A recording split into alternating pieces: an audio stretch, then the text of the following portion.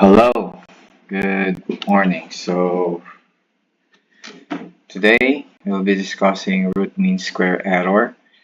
Uh, this is we use this equation or the a measure was widely used in different sciences or different applications to check the accuracy. So this will be a short discussion about RMSE. How do we apply this one? And the focus on this one is to calculate the root mean square error in a survey measurement. So these are expectation. So most probably when you'll be doing your special studies, especially if you are more into the positional computation or positional check or validation, so RMSE can be used for this measure. So think about this one. So for example, you have this one. Let's say a figure, and each of this figure represented by what do you call this points. So technically, when we try to establish points, they are usually in geodetic grade. I mean geodetic accuracy. So if we go back to the DMC 2010-13, so you can have the standards first order, second order, third order. So most likely for geodetic control points,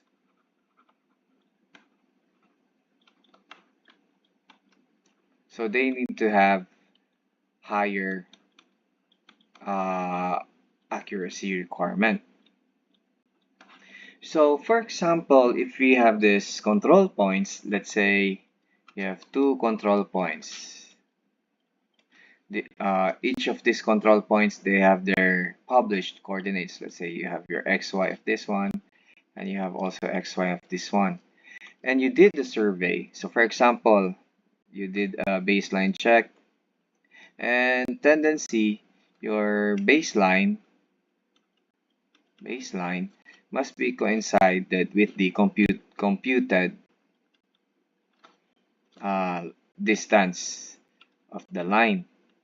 So in technical means, they should be somehow equal. But if there are some discrepancies or error, which means they will not be equal, so there should be a check like baseline check, accuracy check, or even the RMSE or root mean square error check, or I mean just as simply the word root mean square error. Uh, so usually other measures like what is the parts per million or parts per billion. So it depends on the accuracy requirement. So as far as what we are concerned, in the Philippines, we follow the standards stated in DMC 2010-13. So I will not enumerate them, but they can you can find those values or standards, accuracy standards there in that manual.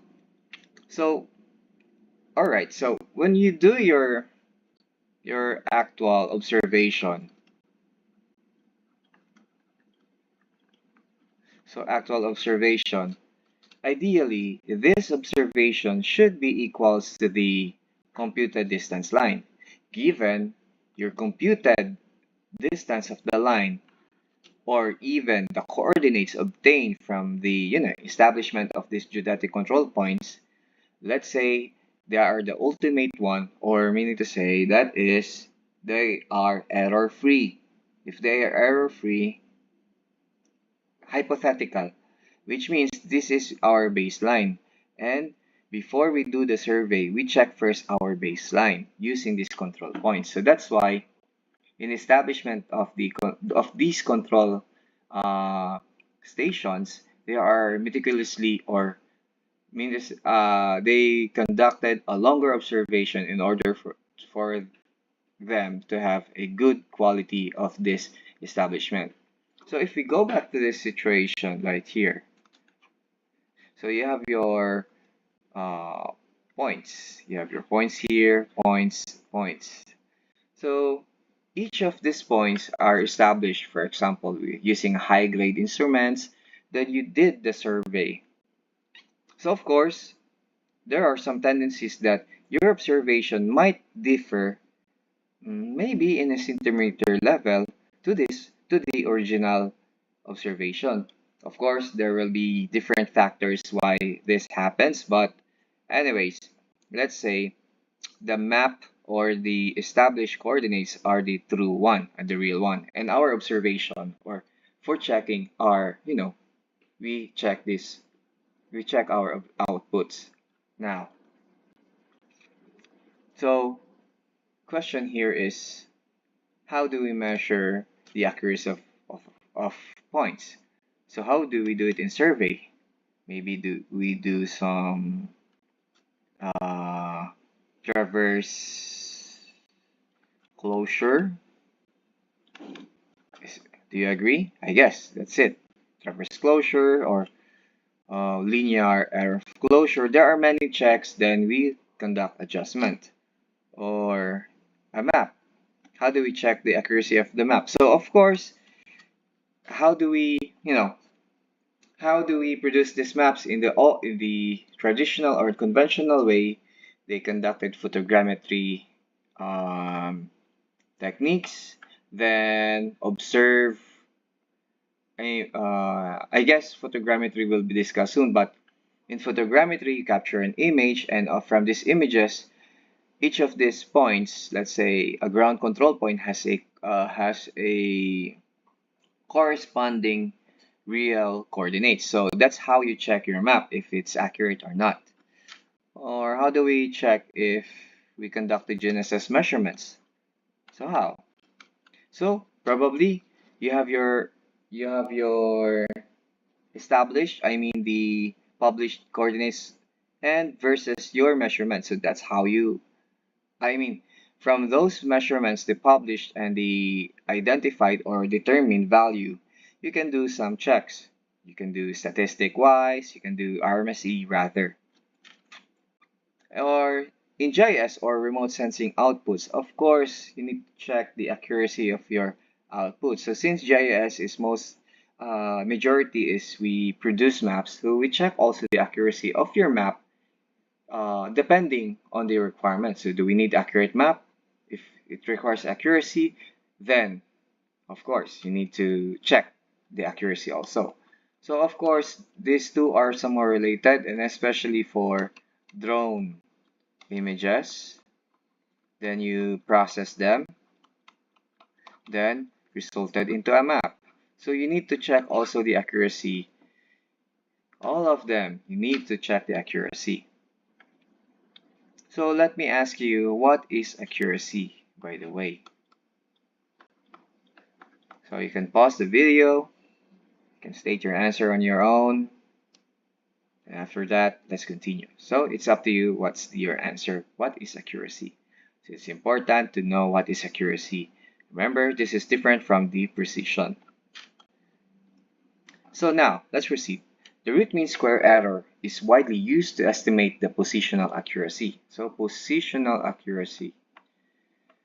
So we are talking about positional accuracy, which is tested by comparison. So it's a comparison of the observed position to that as determined by an independent source of higher accuracy. So therefore, when we check our RMSE, it should be baseline to a more higher accuracy. So which means, for example, I established these points using a total station. So if I'm using a measuring tape, so therefore, since total station, I mean using total station because it's an electronic and has more higher and it's more precise. So we believe by default that the results obtained from total station, given they are free from error, are more higher in accuracy, which is independent to the observation using tape. So if I measure this distance using a tape, so I can check if um, my measurement is good or bad, or what's the level of, you know, since every observation contains error, so there should be, I mean, not there, but every observation really contains an error. So RMSE could be multidimensional. So for example, it could be one-dimensional, it could be two-dimensional, or even it could be three-dimensional. So accuracy is reported at the 95%, at least that is 2 sigma confidence level, and typically one estimate applies to all points within a given data set. So when we talk about RMSE and mapping standards, so these are widely used in maps, especially in hard copy or digital, either way. So RMSE are widely used to measure the accuracy of the output of this type of maps. So the accuracy standards based on a statistical quantity, which is what we call this term, RMSE, root mean square error. So in other words, to make it simple, it's just the actual observation versus the predicted. So actual, let's say, or maybe you'll be confused. No, we can change this into actual, like the published. No, we can use the word actual, by the way, versus the predicted, which means your observations, your observations in general. And technically, if we compare the two, this is what we call your residual. So residual, it's just an, residual from the true minus the predicted. So for example, as what I've stated from the last slide, you have the length of a baseline using EDM. So that will be your baseline because using EDM is more accurate compared to the taping or using tape. So if you do tape to measure your accuracy, like you use the EDM baseline, you use the baseline established using EDM as your baseline, then you can check the accuracy of your taping procedure or your tape measurement. And for mapping standards also, this is widely stated in the American Society for Photogrammetry and Remote Sensing. So please take note to do some research from this discussion. So these are some key points, and you can do some research about more on the RMSE, right? So the formula for the root mean square error is just the square root of the average of squared residuals for values tested. So it's different for the standard deviation, right? That it is just square root of uh, uh, by the way, summation of um, summation of this, okay, over n. So I forgot. This should be corrected. So let me write again. I'm sorry. So just the square root of summation I from 1 up to n of f of x sub I minus x sub I squared over n. So that's the formula. So that's the formula for MSE. So different for standard deviation is just like the summation of the residual squared over n minus 1. So you can notice here that it lacks n minus 1. So that is RMSE, where n is the number of tested samples. How many samples, how many data sets, data points are you testing, or are you considering? F of x sub I is the position of the point. Let's say that's the observed value from or using a higher accuracy equipment, and x sub I is the determined position from your observation. or technically, this value is just the residual error. Okay. So for horizontal accuracy, you can compute using this value and this, oops, this is three-dimensional accuracy. Sorry for the technical error. All right. So as I said, you can compute for one dimension, you can compute for two dimension, or even you can compute for three dimension. So for this one, this is an example of one dimension. And two dimension, you have this formula. Three dimension, you have this formula. Right? So for example, you have your map coordinates represented by x sub n and y sub n versus your surveyed checkpoints coordinates x sub c and y sub c. So for example, you did some mapping or photogrammetry observation. So you have these 3 points. So if you zoom into that, so you can see this displacement, or you can see the difference of these points. So to do that, all we need to do is get the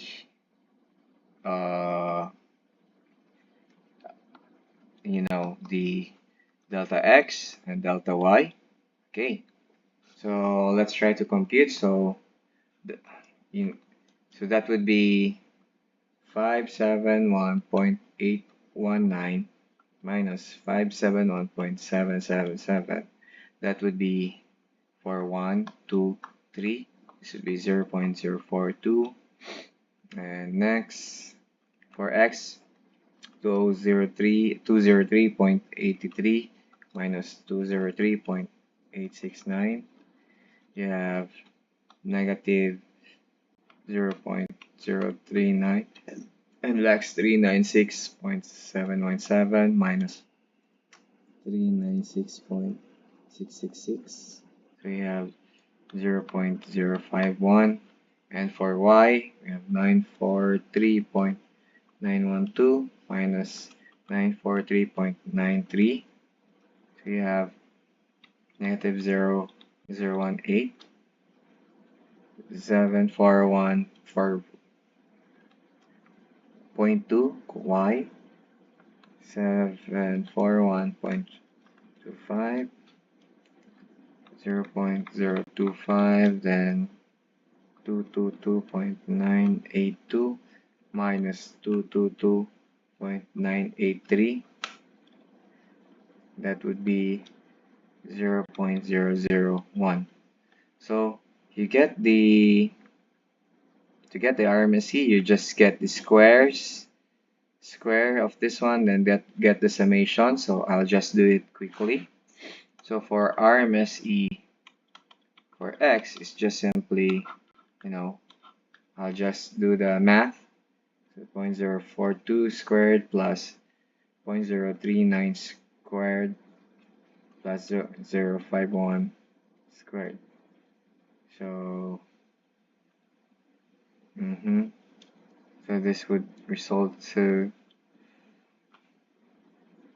5.886 times 10 raised to negative 3 over how many? 3. So that would be square root of the answer over 3. So RMSE for x is equals to 0.044. So let's say if this is in meters, so this is the RMSE of x in meters. So RMSE for y, you can do the same, and you can compute for the RMSE for y. So far, that is for the RMSE.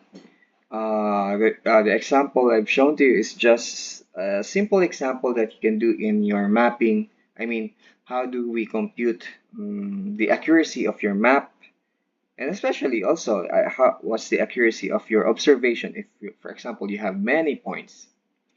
Again, it is not limited to this application. You can use this in any types of observation. It could be one-dimensional, two-dimensional, or three-dimensional. So To supplement the discussion, please do this activity for you to do a follow-up on this discussion. So if you have some question, you can send me an email or you can ask me when we do the face-to-face class. Ciao.